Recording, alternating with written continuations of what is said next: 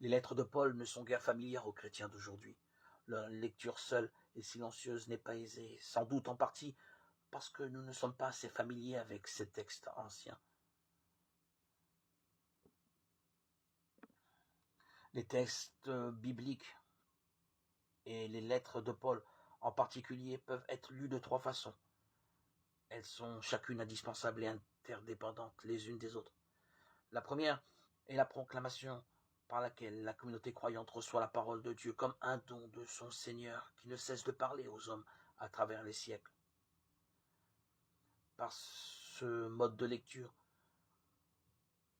nous professons sa foi en l'inspiration des Écritures, foi qui détermine notre compréhension des textes quand nous lisons comme disciples de Jésus.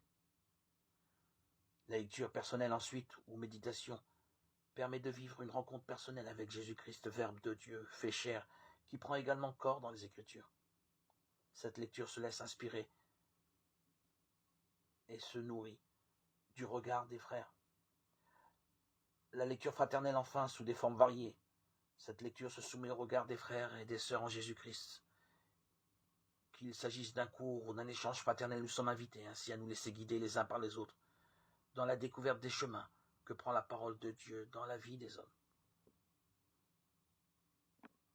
Avec ces 3 modalités de lecture, nous pouvons interpréter la Bible comme une parole par laquelle le Seigneur s'adresse aux hommes et aux femmes de notre temps.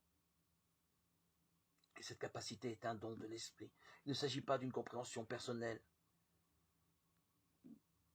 Elle doit être vécue